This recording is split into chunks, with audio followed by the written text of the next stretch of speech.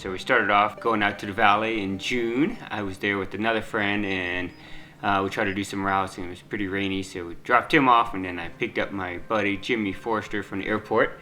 And that all kind of started, the whole epic is driving up to go pick him up. We passed a tourist bus that was caught on fire, so it delayed our trip to the Fresno airport by like 2 hours. So I was a little late picking him up to begin with, but needless to say, we picked him up and then drove down to the valley.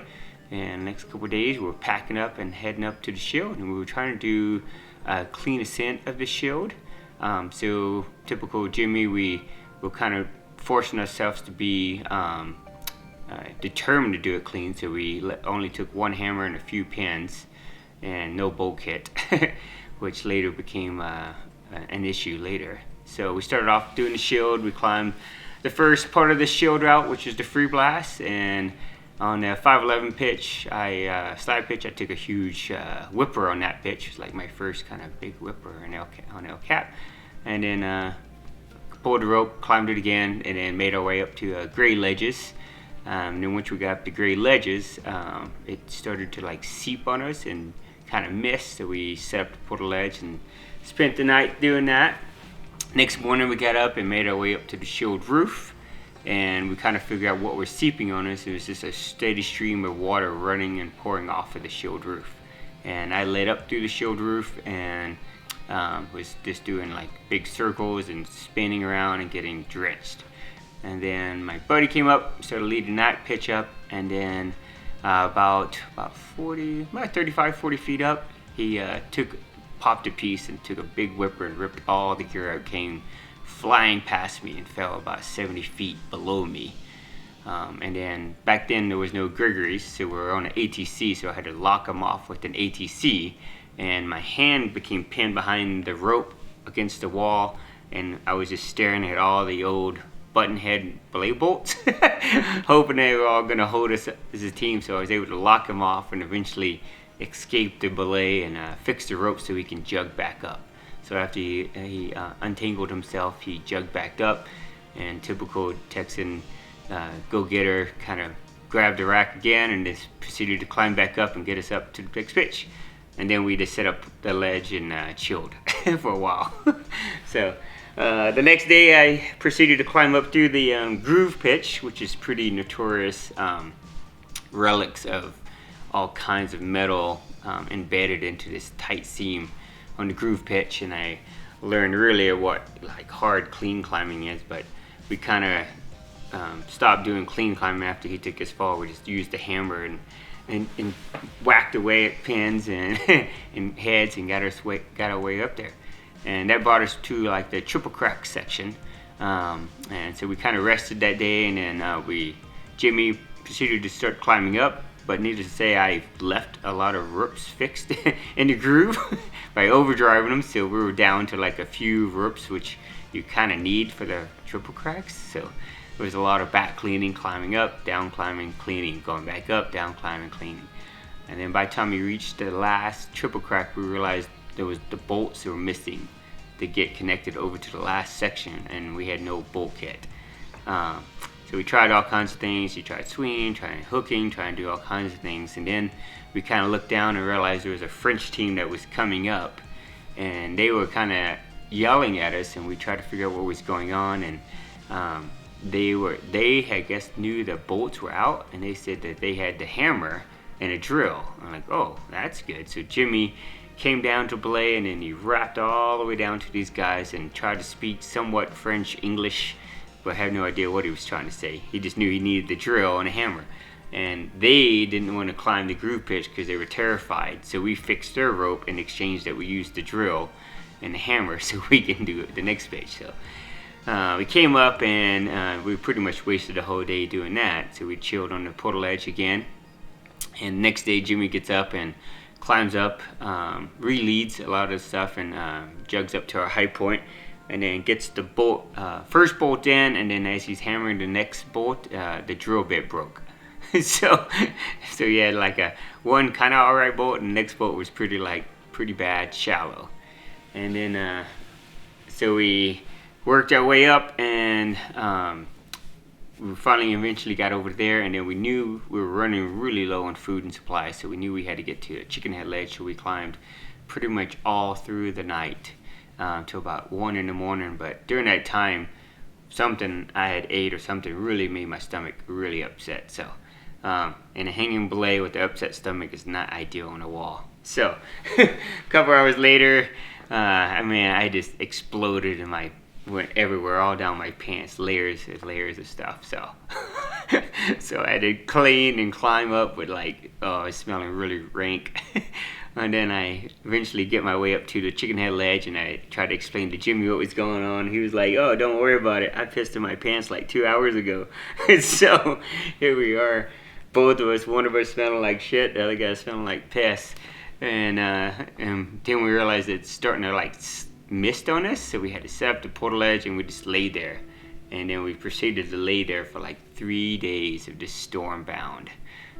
It unleashed, this typical valley storms just came in and just started sleeting on us and raining on us and freezing on us, and we had nothing to eat but peanut M&Ms. So we just ate these peanut M&Ms for 3 days, 2 in the morning, 2 in the evening, and we would lick the frost off the portaledge to kind of get some water in us as we just laid there for days and days.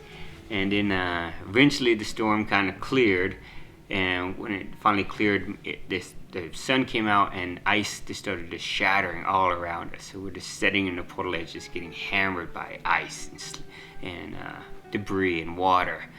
And eventually make our way out of the portaledge and realize everything around us is encrusted in ice.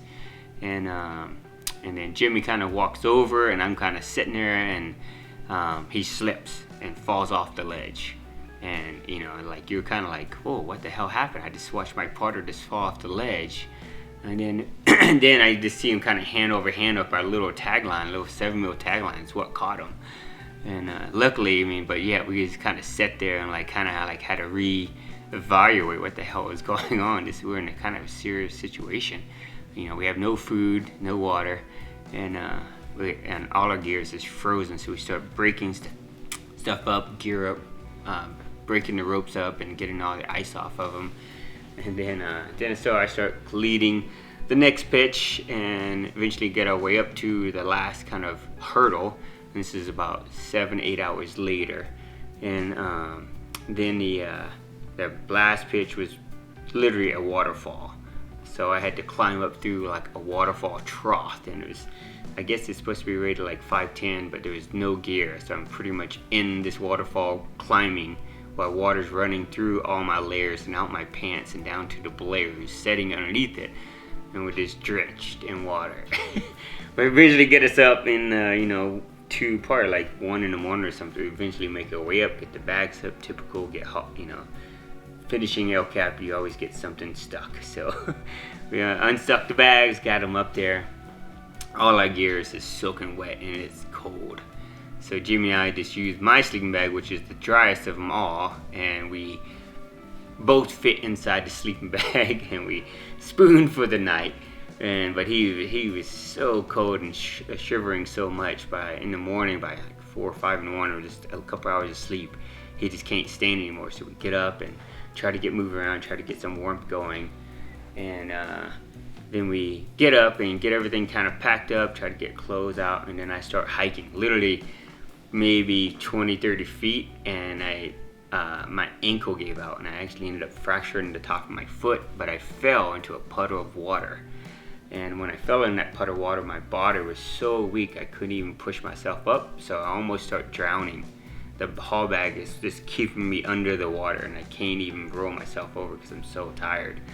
But luckily Jimmy comes over and kicks me over like a turtle and get uprighted and take a gasp of air, and he's like, man, I almost drowned. But now we're in another situation where my foot is messed up and we still have to get down.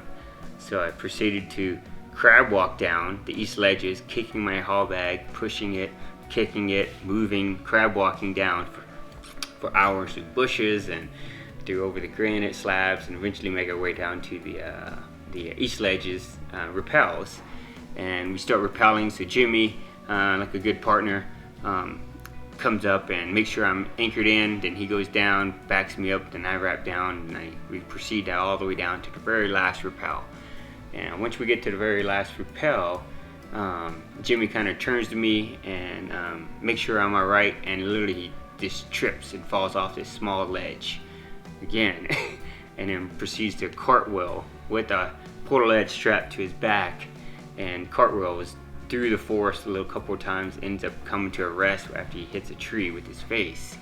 And I crab walk over to him and then look at him, and the ironic thing is actually we have video of all this, so we kind of have it all backed up, and then you kind of see the blood, and you kind of start seeing like what the hell we've been through and stuff like that. And then, you know, around that time we kind of made a pact that no matter whatever happens, we make sure we bring one another back home.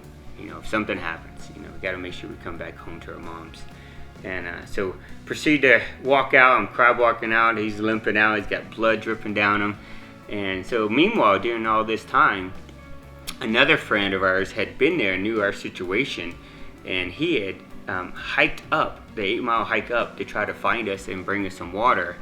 But during one of the nights he was up there, he actually slipped and started sliding off the top of El Cap and came to rest, and ended up losing my car keys and his wallet, and fortunately, a team of Japanese climbers came across him, kind of passed out, and they rescued him and got him down.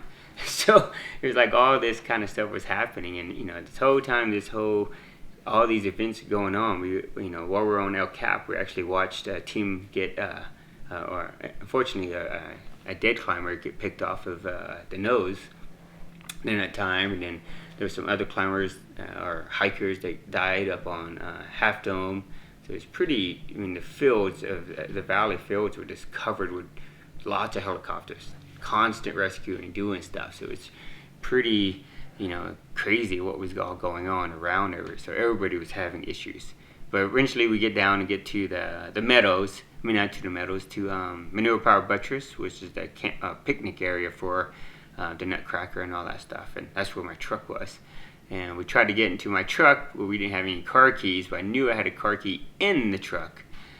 So I had to break a window to get into my truck. And when I broke the window, the alarm goes off and it sets like a kill switch. And then when I did that, then a ranger shows up and thinks I'm breaking into a vehicle. So I had to persuade him and convince him that this is my vehicle. and eventually he figures it out that it is, and he's good. But at that time, another team of climbers kind of pulled up beside us and was helping us out, and we were starving. So we just wanted to get some food. So we left my truck there, and because we couldn't get it to start, and we had to wait for a mechanic to come and kind of like actually hot wire it a little bit. So we get in that truck, and they take us to the first place we went to is Dagan's Deli. And then we realized none of us have any money to get food. So here we were starving. So Jimmy had to call his wife, and she had to talk to the cashier and pay for our food with a credit card over the phone so we could eat.